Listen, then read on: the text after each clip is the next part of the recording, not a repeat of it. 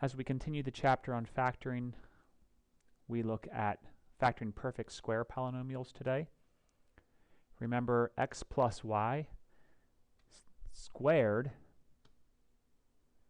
is simply x squared plus 2xy plus y squared. And x minus y squared is x squared minus 2xy plus y squared.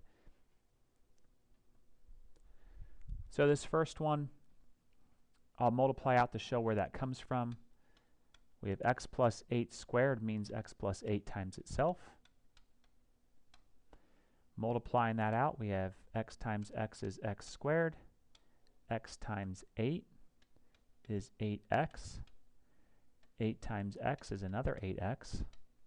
And then 8 times 8 is 64.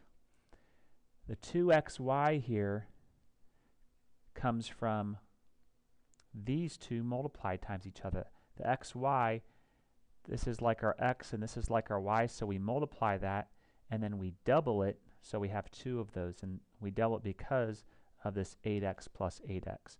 So in the end, we have x squared plus 16x plus 64. Looking at this second example, we have 3x minus 9a, the whole thing squared. So we can think, okay, we're going to have the first term squared, which is 9x squared. We're going to multiply the first term by the second term and then double it. So this is going to be a negative, and 3x times 9a is 27ax, but then we're going to double it, which means we're going to multiply it times 2. And then we have the last term squared. Notice it is a plus, because a negative times a negative is positive, so plus 81a squared. And to finish this, we'll multiply 2 times 27ax, which is 54ax, plus 81a squared. And then we have this last example here. It fits the same form, so we're going to have the first part squared. 3 squared is 9. M squared squared is m to the fourth. And then we're going to multiply these two and double it. Well, 3 times 8 is 24. We're going to double that, so it will be 48. And then m squared k, and then plus the last term, or the second term squared, which is 64k squared. And that's how we multiply perfect square binomials. We now want to factor things that are in perfect square form. So what we do is we're going to see, does it fit the form of this or this? And so we want to see, is the first term a perfect square? And then we're going to check if the last term is a perfect square. The middle one is the harder one because it takes a couple steps, and we're going to check, is 8x the square root of the first times the square root of the second doubled? So here we go. Is the first one a perfect square? Well, yeah, it's x squared. The last one is a perfect square. It's 4 squared. And so is the middle term x times 4 doubled? Well, it is. So this factors to x plus 4 squared. So notice this x here is the square root of x squared. This is the square root of 16, and we needed to know if 8x is the x times 4 doubled, and it is. We can always check this by multiplying it back out. X plus 4 times x plus 4. That's x squared plus 4x plus 4x plus 16. These become 8x, which is the same as our original. So this part right here is our answer. Coming to the next one, we want to check if the first term is a perfect square, and it is. Is the last term a perfect square? It is. And we want to see, is that middle term the square root of the first one times the square root of the second one doubled? Well, the square root of the first one is just x. The square root of this last term is 12. Is negative 24x, is that x times 12 doubled? It's It's actually not x times 12 doubled, it's x times negative 12 doubled. And it's still true that negative 12 times negative 12 does equal 144. So what we have here is we're going to have an x, the square root of the first one, minus because we have a minus here, the square root of the second one squared. And we want to check that. So x minus 12 times x minus 12. Multiplying that out, we get x squared minus 12x minus 12x. I think times negative is positive. We have 144. These two are like terms, and they do equal negative 24x, so our answer is correct. So x minus 12 squared is our answer. Our last one is 9y squared a perfect square? Well, it is. The square root of that would be 3y. Is 121 a perfect square? It is. Square root of that is 11.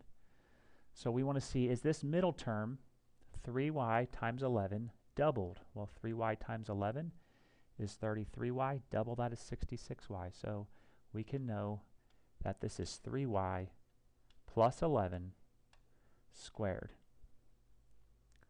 Please notice that the signs of these binomials come from this sign here. So this was plus, so this is plus.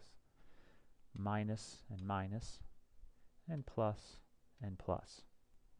So looking here, factoring a perfect square trinomial, before we even start, we want to remember that we want to factor any common monomials from the polynomial before we even check if it's a perfect square. And we can do number 2 next, find the square root of the first and the last of the trinomial. And we would see if the middle one is the square roots of those doubled. And then we can write it in the correct form. So looking at the first of these last 3 examples, first thing we want to do is see if there's any common monomial factors. We see that there's a 3 in common in all of these, so we can factor out a 3. And we would have x squared. 3 times what gives me 30x? That would be 10x. And 3 times what gives me 75? That would be 25. Now we keep that 3 here. Don't drop it. It is one of the factors. Now we're going to look inside here at the trinomial. We want to check, is the first thing a perfect square? And it is. Is the last term a perfect square? And it is. So the square root of x squared is x. The square root of 25 is 5. And is this middle term, this 10x, is that 5 times x doubled? It is. So we know that this trinomial really factors to x plus 5 squared. And we can multiply that out to see if it's true. Looking at this next one, first thing we want to do is look for common factors. 4 goes into the first one and the second one, but does not go into the last term. Does not go into 9, so there's no common factors. So we notice that the first term's a perfect square. The square root of that is 2x. The square root of the last term is 3. In fact, we're going to put negative 3 because we see this negative sign after the 4x squared. And we want to check, does 2x times negative 3 doubled equals negative 12x? Well, 2x times negative 3 is negative 6x. Doubled is negative 12x. So we can factor this to the 2x minus 3 squared. The last one here looks a little trickier. Let's just walk through our steps to see if this works. Is the first one a perfect square? It is. The square root of it is just xy. Is the last one a perfect square? Yep. The square root of that is 4z. And now if we multiply these two things and double it, will it give us this middle term? Well, I see right here that I should put a negative here since this is negative. So xy times negative 4z, that would be negative 4xyz. And if we doubled it, it would be negative 8xyz. So we see that it works. So this one is a little trickier, but it factors into the square root of the first one, xy, minus 4z squared. And that's it. So that is factoring perfect square trinomials.